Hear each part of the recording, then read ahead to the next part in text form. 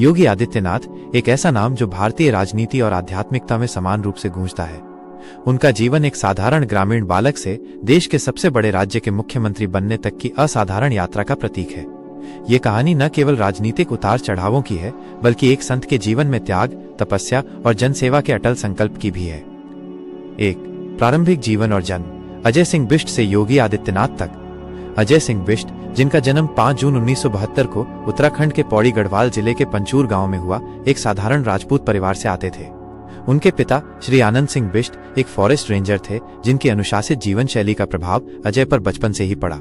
उनकी माता श्रीमती सावित्री देवी एक धर्मपरायण महिला थीं, जिन्होंने अजय में धार्मिक और नैतिक मूल्यों का बीजारोपण किया। बचपन से ही अजय मेधावी, शांत और चिंतनशील प्रवृत्ति के थे। वे ग्रामीण परिवेश में पले बढ़े, जहां प्रकृति से जुड़ाव और सांस्कृतिक परंपराओं का पालन उनके जीवन का अभिन्न अंग था। उनकी प्रारंभिक शिक्षा गांव के ही एक स्थानीय स्कूल में हुई, जहां उन्होंने अपनी कुशाग्र बुद्धि का परिचय दिया। 2. शिक्षा और वैचारिक जागरूकता। राष्ट्रवादी चेतना का उदय। अजय सिंह बिष्ट ने अपनी उच्च शिक्षा हेमवती नंदन बहुगुणा गढ़वाल विश्वविद्यालय से प्राप्त की, जहां उन्होंने गणित में BSc की डिग्री हासिल की। ये वो दौर था जब अजय का बौद्धिक और वैचारिक विकास हो रहा था। कॉलेज के दिनों में वे केवल अकादमिक रूप से ही सक्रिय नहीं थे, बल्कि छात्र राजनीति में भी उनकी गहरी रुचि थी। वे राष्ट्रीय सेविका समिति और अखिल भारतीय विद्यार्थी परिषद ABVP जैसे राष्ट्रवादी संगठनों के सक्रिय सदस्य बने। इन संगठनों के माध्यम से उन्होंने राष्ट्रवाद, सामाजिक सेवा और सांस्कृतिक मूल्यों के महत्व को गहराई से समझा। यहीं से उनके अंदर समाज सेवा और राष्ट्र निर्माण की भावना प्रस्फुटित हुई, जिसने उनके आगे के जीवन की दिशा तय की। 3. गोरखपुर और संन्यास की ओर रुझान। गुरु की खोज और आध्यात्मिक दीक्षा। स्नातक की पढ़ाई पूरी करने के बाद 1993 में अजय सिंह बिष्ट पहली बार गोरखनाथ मंदिर पहुंचे। यह एक ऐसा मोड़ था जिसने उनके जीवन की पूरी दिशा बदल दी। यहाँ उनकी भेंट तत्कालीन पीठाधीश्वर महंत अवैधनाथ से हुई। महंत अवैधनाथ न केवल एक सिद्ध संत थे, बल्कि एक प्रभावशाली राजनेता भी थे। अजय सिंह बिष्ट उनके आध्यात्मिक ज्ञान, सामाजिक कार्यों और राष्ट्र प्रेम से अत्यंत प्रभावित हुए। उन्हें लगा कि महंत जी के सानिध्य में ही उन्हें अपने जीवन का वास्तविक उद्देश्य प्राप्त होगा। कुछ ही समय में उन्होंने सांसारिक जीवन त्याग कर संन्यास लेने का दृढ़ संकल्प कर लिया। 1994 में महंत अवैधनाथ ने अजय को नाथ परंपरा के अनुसार दीक्षा दी और उन्हें एक नया नाम दिया, योगी आदित्यनाथ। इस दीक्षा के साथ ही योगी आदित्यनाथ को गोरखनाथ मठ के उत्तराधिकारी के रूप में भी घोषित किया गया, जो भारतीय संत परंपरा में एक अत्यंत महत्वपूर्ण पद है। इस क्षण से अजय सिंह बिष्ट का जीवन पूरी तरह से आध्यात्मिकता, समाज सेवा और लोक कल्याण के लिए समर्पित हो गया। 4. राजनीति में प्रवेश, संत से सांसद तक का सफर। महंत अवैधनाथ के संरक्षण में योगी आदित्यनाथ ने सामाजिक और धार्मिक कार्यों में अपनी सक्रियता बढ़ाई। उन्होंने मठ की परंपराओं के अनुसार विभिन्न धार्मिक अनुष्ठानों और सामाजिक कल्याण कार्यक्रमों में बढ़ चढ़कर हिस्सा लिया। जब महंत अवैधनाथ ने सक्रिय राजनीति से संन्यास लेने का निर्णय लिया, तो उन्होंने अपने आध्यात्मिक और राजनीतिक उत्तराधिकारी के रूप में योगी आदित्यनाथ को चुना। यह एक अभूतपूर्व निर्णय था, क्योंकि योगी आदित्यनाथ अभी युवा ही थे। 1998 में मात्र 26 वर्ष की आयु में योगी आदित्यनाथ ने गोरखपुर संसदीय क्षेत्र से अपना पहला लोकसभा चुनाव लड़ा और उसमें विजय प्राप्त की। वे उस समय देश के सबसे युवा सांसदों में से एक थे। ये उनकी लोकप्रियता और महंत अवैधनाथ के आशीर्वाद का ही परिणाम था। इसके बाद उन्होंने लगातार 5 बार 1998, 1999, 2004, 2009, 2014 गोरखपुर से सांसद के रूप में जीत हासिल की, जो उनकी जनप्रियता और राजनीतिक पकड़ का स्पष्ट प्रमाण था। संसद में उन्होंने जनहित के मुद्दों को उठाया और अपने क्षेत्र के विकास के लिए अथक प्रयास किए। 5. सामाजिक कार्य और जनसेवा। एक संत का मानवीय चेहरा। सांसद के रूप में और गोरखनाथ मठ के महंत के तौर पर योगी आदित्यनाथ ने गोरखपुर और आसपास के क्षेत्रों में कई महत्वपूर्ण सामाजिक कार्य किए। शिक्षा के क्षेत्र में उन्होंने कई विद्यालय और छात्रावास स्थापित किए, जिससे गरीब और वंचित बच्चों को शिक्षा प्राप्त करने का अवसर मिला। शिक्षा को उन्होंने समाज के उत्थान का एक महत्वपूर्ण माध्यम माना। स्वास्थ्य सेवाओं में गोरखपुर में इंसेफेलाइटिस, जापानी बुखार जैसी गंभीर बीमारियों का प्रकोप था। योगी आदित्यनाथ ने इस बीमारी के खिलाफ जागरूकता अभियान चलाए, स्वास्थ्य शिविरों का आयोजन किया और सरकार पर इस समस्या के समाधान के लिए दबाव डाला। धार्मिक और सांस्कृतिक उत्थान। उन्होंने मठ से जुड़े धार्मिक आयोजनों को भव्यता प्रदान की और सनातन धर्म के सिद्धांतों का प्रचार प्रसार किया। गरीबों और जरूरतमंदों की सेवा को उन्होंने अपना परम धर्म माना। गौरक्षा और पर्यावरण। गौरक्षा और पर्यावरण संरक्षण के मुद्दों पर वे मुखर रहे। उन्होंने मठ परिसर में गौशालाएं स्थापित की और वृक्षारोपण अभियानों को बढ़ावा दिया। राष्ट्रवाद और हिंदुत्व। उन्होंने हिंदू संस्कृति, राष्ट्रवाद और सामाजिक समरसता के मुद्दों पर अपनी स्पष्ट और बेबाक राय रखी। उनकी ये विचारधारा उनके अनुयायियों में गहरी पैठ बनाती गई। 6. विवादों और आलोचनाओं के बावजूद लोकप्रियता। एक अदम्य व्यक्तित्व।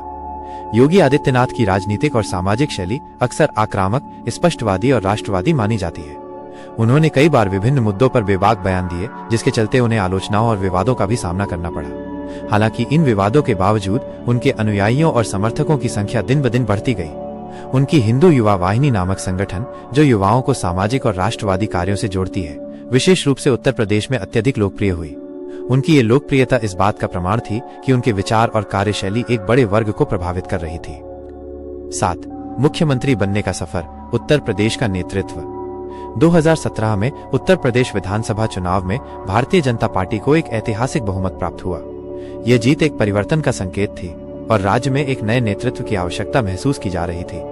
राजनीतिक गलियारों में मुख्यमंत्री पद के लिए कई नामों की चर्चा थी, लेकिन सभी को चौंकाते हुए 19 मार्च 2017 को योगी आदित्यनाथ को उत्तर प्रदेश के 21वें मुख्यमंत्री के रूप में चुना गया। ये एक संत का राजनीतिक सत्ता के शीर्ष पर पहुंचने का एक अद्भुत उदाहरण था। मुख्यमंत्री बनने के बाद उन्होंने कई साहसिक और महत्वपूर्ण कदम उठाए। कानून व्यवस्था में सुधार। उन्होंने एंटी रोमियो स्क्वाड का गठन किया, अवैध बूचड़खानों पर रोक लगाई और राज्य में कानून व्यवस्था को पटरी पर लाने के लिए कड़े कदम उठाए। आर्थिक विकास और रोजगार। एक जिला, एक उत्पाद, 1 डिस्ट्रिक्ट 1 प्रोडक्ट 1 DOP जैसी महत्वाकांक्षी योजनाएं लागू की, जिससे स्थानीय शिल्प और उद्योगों को बढ़ावा मिला और रोजगार के अवसर सृजित हुए। धार्मिक और सांस्कृतिक पहचान। उन्होंने राम मंदिर निर्माण को लेकर स्पष्ट समर्थन दिया और अयोध्या, काशी, मथुरा जैसे धार्मिक स्थलों के विकास को प्राथमिकता दी। बुनियादी ढांचा। राज्य में सड़क, बिजली, स्वास्थ्य और शिक्षा के बुनियादी ढांचे को मजबूत करने पर ध्यान केंद्रित किया। सामाजिक कल्याण। जनसंख्या नियंत्रण, नारी सुरक्षा और किसानों के कल्याण को अपनी प्राथमिकताओं में रखा। उनकी नीतियों का उद्देश्य समाज के हर वर्ग तक विकास का लाभ पहुंचाना था। 8. दोबारा सत्ता में वापसी। एक ऐतिहासिक जनादेश। 2022 में योगी आदित्यनाथ ने एक बार फिर उत्तर प्रदेश विधानसभा चुनाव में शानदार जीत दर्ज की। ये जीत ऐतिहासिक थी क्योंकि वे 5 साल का कार्यकाल पूरा करने के बाद लगातार दूसरी बार मुख्यमंत्री बनने वाले पहले व्यक्ति बने। ये जनादेश उनकी नीतियों, प्रशासनिक क्षमता और जनप्रियता पर जनता के विश्वास का प्रतीक था। उनकी दोबारा सत्ता में वापसी ने उत्तर प्रदेश की राजनीति में एक नया अध्याय लिखा। 9. एक संत और प्रशासक का संतुलन। कर्मयोग की मिसाल।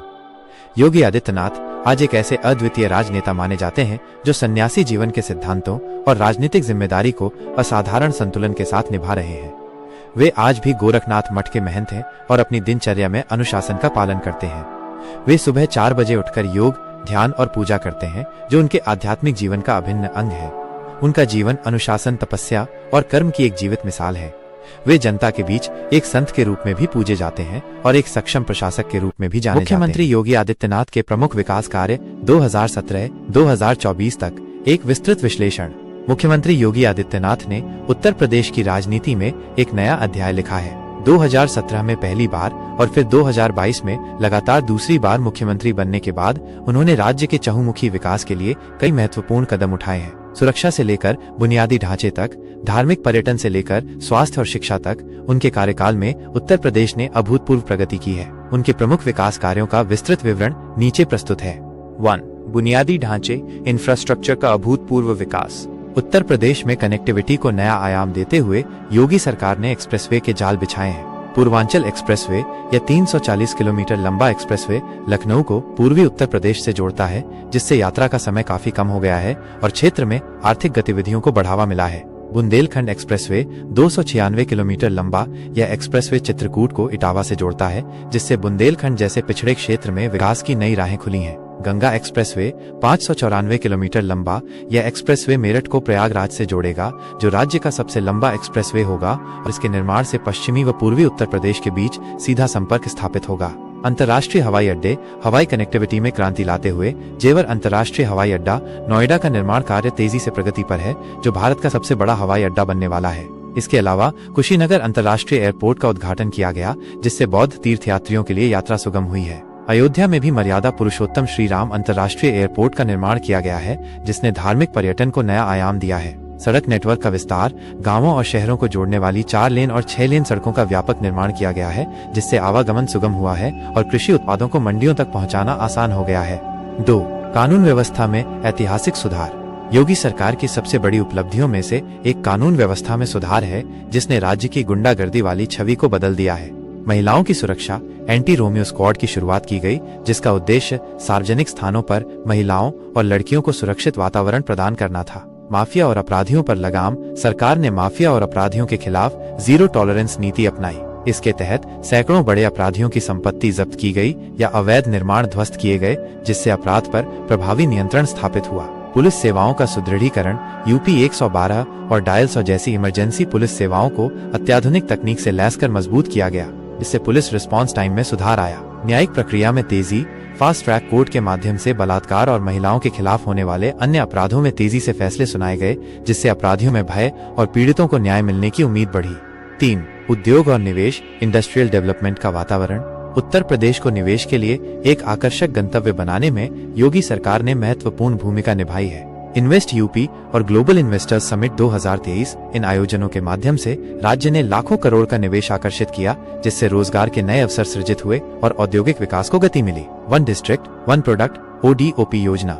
इस अभिनव योजना ने हर जिले के पारंपरिक शिल्प और उत्पादों को विश्व स्तर पर पहचान दिलाई, जिससे स्थानीय कारीगरों और छोटे उद्योगों को बड़ा प्रोत्साहन मिला।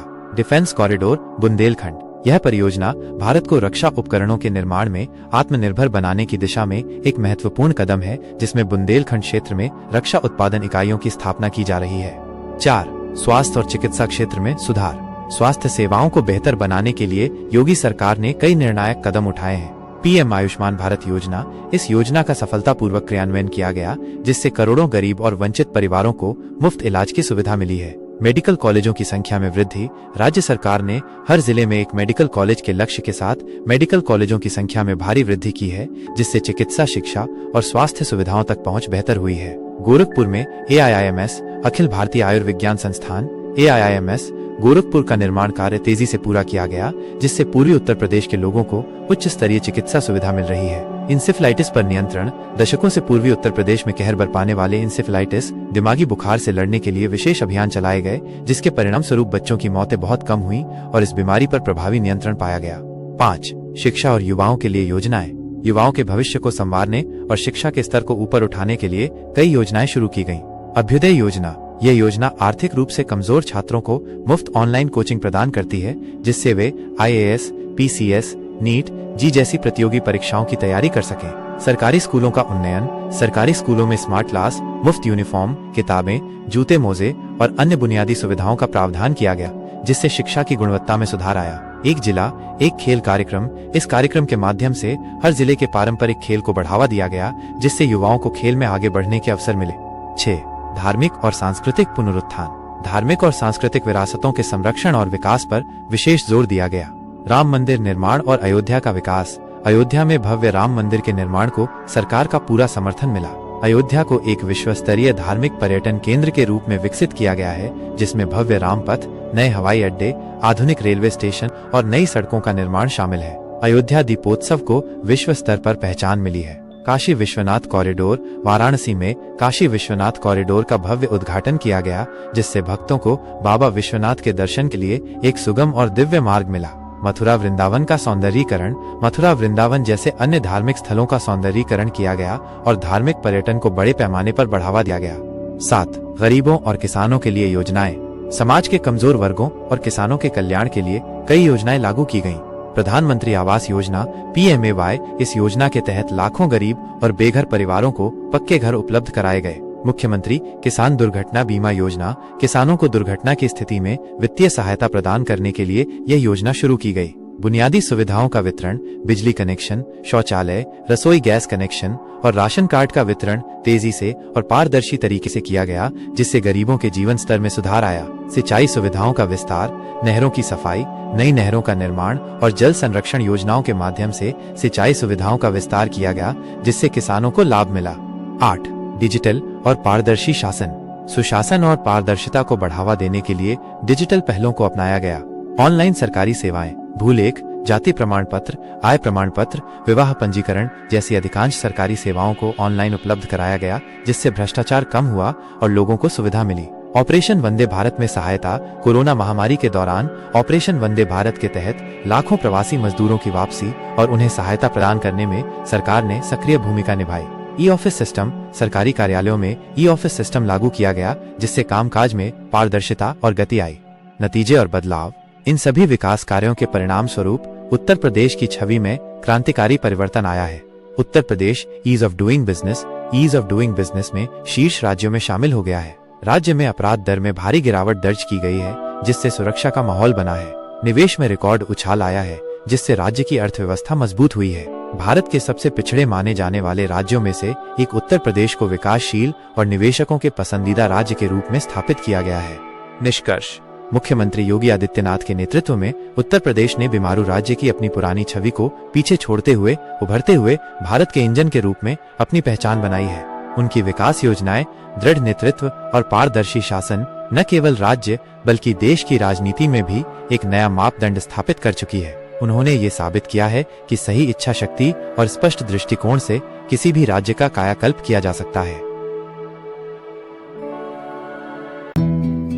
अगर आपको ये मोटिवेशनल वीडियो अच्छा लगा है तो कृपया वीडियो को लाइक करें और हमारे चैनल सुभाष कुमार को सब्सक्राइब करें। मैं मिलता हूं एक ऐसे ही और मोटिवेशनल वीडियो के साथ। जय हिंद दोस्तों।